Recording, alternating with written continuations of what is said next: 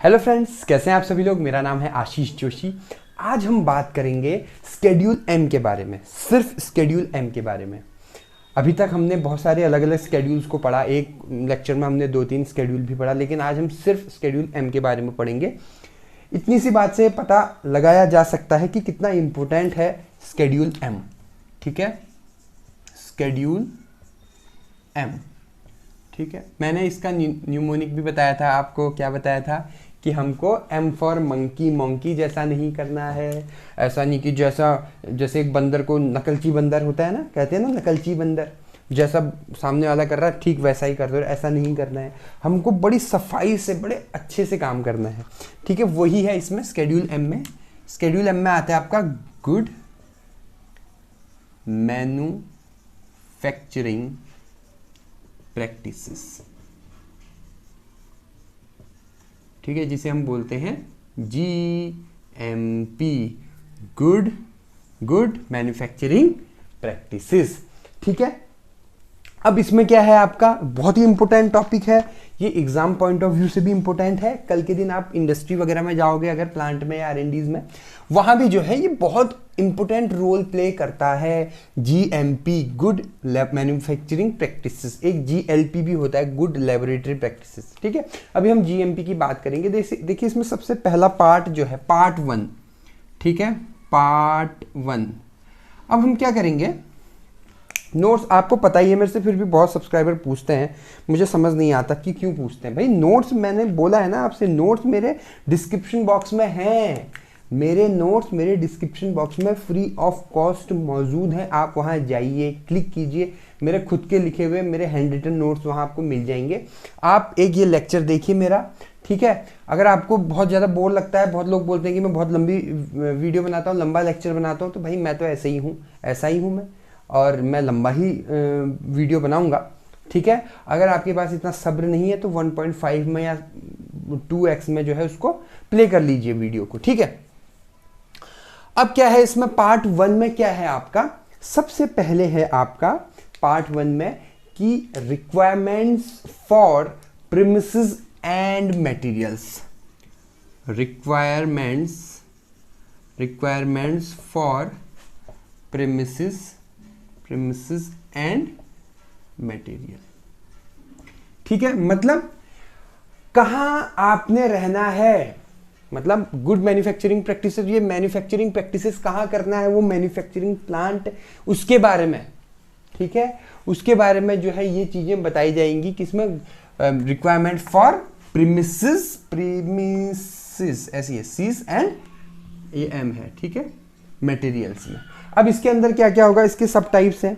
ठीक है, अब इसके अंदर क्या क्या होगा, सबसे पहला होगा आपका लोकेशन एंड सराउंडिंग्स। फर्स्ट है आपका location and surroundings.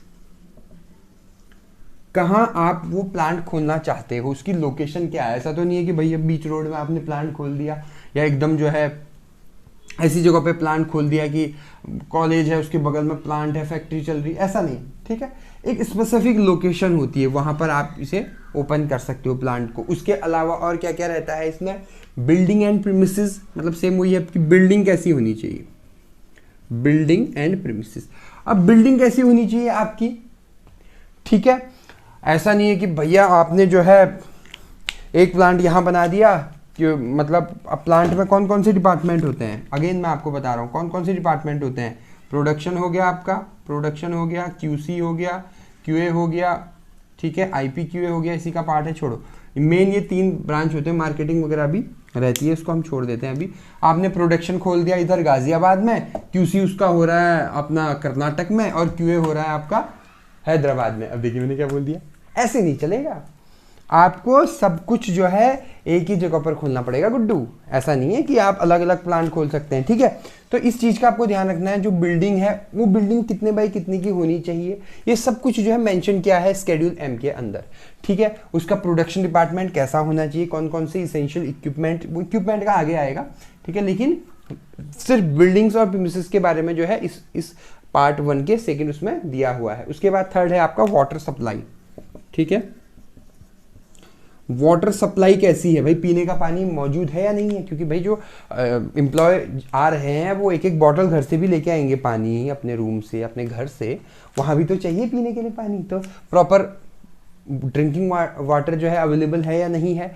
Other water supply, ठीक है, मतलब जो आपका वो है प्रॉपर, जैसे डिस्टिल्ड वाटर चाहिए हमको टैबलेट कैप्सूल बनाने के लिए, सिंपल वाटर से, हम टैप वाटर से तो बनाएंगे नहीं, है ना, तो हम डिस्टिल्ड वाटर से बनाएंगे, तो डिस्टिल्ड वाटर मौजूद है या नहीं है ये भी जरूरी है। उसके बाद disposal of waste, waste disposal, ठीक है, वेस्ट डिस्पोजल, वेस्ट का क्या करते हो भाई आप, अब आप प्लांट खोल रहे हो तो बर्बादी तो होगी ही, कुछ ना कुछ तो वेस्ट उसमें निकलेगा ही। अब उस वेस्ट को आप कहाँ, वहाँ किसी रोड के किनारे डाल देते हो, क्योंकि वो तो भाई बायो मतलब बहुत हैजार्डस है हमारी हेल्थ के लिए, ठीक है। उस वेस्ट का क्या डिस्पोजल है, क्या वो है, उसके बारे में भी हम जो है इसमें पढ़ेंगे। उसके अलावा इसमें है स्टोर से रिलेटेड मेडिसिन कहाँ स्टोर होती है, प्लस स्टोर रूम के बारे में, मतलब स्टोरेज, ठीक है। अब ऐसा तो है नहीं कि भाई प्रोडक्शन से 1 लाख टैबलेट बन गई तो टैबलेट कहाँ जाएगी, तुरंत तो जाएगी नहीं, डिस्पैच होगी नहीं, ठीक है, थोड़ा टाइम लगता है उसमें, ठीक है। वर्किंग स्पेस ये सब मैंने लिखा रखा है, नीचे लिखा हुआ है मैंने, नोट्स में प्रॉपर दे रखा है, आप बस अभी मोटा मोटा देख लीजिए। वर्किंग स्पेस मतलब जो आदमी जहाँ पर वर्क कर रहा है वो वर्क करने लायक जगह है या नहीं है। पता लगा इतने से छोटा सा एक किचन जितना जो है प्रोडक्शन है, उससे छोटा क्यूसी है, उससे छोटा क्यूए है, ठीक है, ऐसा नहीं, प्रॉपर वहाँ जो है एयर कंडीशन रूम होनी चाहिए, मतलब सब कुछ रिक्वायरमेंट्स वो इसमें आ जाएगा वर्किंग स्पेस के अंदर। उसके बाद है आपका स्टेराइल प्रोडक्ट, मतलब भाई स्टेरिलाइजेशन भी तो जरूरी है। मान लो स्टेरिलाइजेशन क्या होता है, what is sterilization? Sterilization is a process जिसमें हम देखते हैं कि जो अपना पर्टिकुलर प्रोडक्ट है उसमें कोई कंटामिनेशन तो नहीं है, उसमें कोई माइक्रो ऑर्गेनिजम्स की ग्रोथ तो नहीं हो रही है, ये सब कुछ हम देखते हैं इस स्टेराइल प्रोडक्ट में। तो स्टेरिलाइजेशन हम इसीलिए करते हैं कि भाई अगर मान लो इसमें हमारे केमिकल, हमारे टैबलेट या कैप्सूल्स या आपका इंजेक्शंस में कोई भी जो प्रोडक्ट में जो है कोई माइक्रो ऑर्गेनिज्म ना आए, उसके लिए हम प्रिजर्वेटिव्स ऐड करते हैं, ठीक है, स्टेरिलाइजेशन करते हैं उसका प्रॉपर, तो वो कहाँ होता है आपका, इधर होता है। उसके बाद है 8वां और लास्ट है स्टोरेज, कंटेनर्स क्लीनिंग। जिन कंटेनर में हम सारा सामान रखेंगे वो क्लीन भी तो होने चाहिए। अब ऐसे तो है नहीं, घर के बर्तन तो है नहीं कि मांज दो, ठीक है, उसके लिए प्रॉपर केमिकल यूज हुआ जाएगा, प्रॉपर सब कुछ किया जाएगा, वो सब कुछ आ जाएगा आपका क्लीनिंग में, ठीक है। तो अभी तक हमने क्या पढ़ा, एक क्विक रिवाइज कर रहा हूं मैं। अभी तक हमने पढ़ा स्केड्यूल एम, जिसे बोलते हैं गुड मैन्युफैक्चरिंग प्रैक्टिसेस। उसमें इतनी चीजें आती हैं। सबसे पहले उसमें हमने पढ़ा पार्ट फर्स्ट का पार्ट ए हमने पढ़ा। पार्ट ए में हमने क्या पढ़ा, रिक्वायरमेंट्स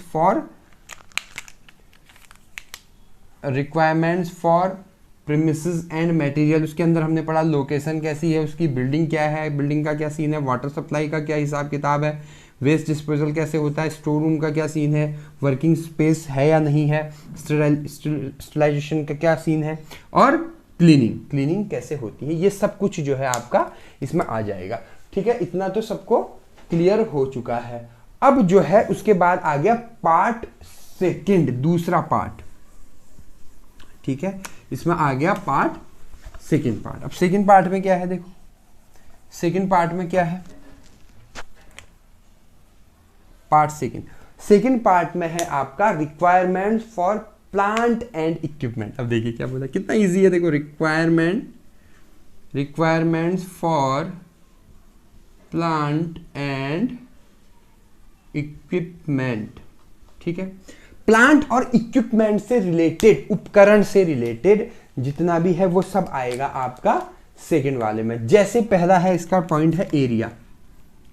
जो एरिया है इसका वो कितना होना चाहिए, इसने दे रखा है मिनिमम, कम से कम 30 स्क्वायर मीटर तो होना ही चाहिए, और ज्यादा से ज्यादा 60 स्क्वायर मीटर तक ये एरिया फैला हुआ होना चाहिए प्लांट का एरिया, ठीक है। इक्विपमेंट क्या है इसमें, देखो इक्विपमेंट, जितने भी इक्विपमेंट्स होंगे, अब बहुत सारे इक्विपमेंट्स हैं, मैं नाम नहीं लिख रहा हूँ, मैंने नीचे लिखे हुए हैं, ठीक है।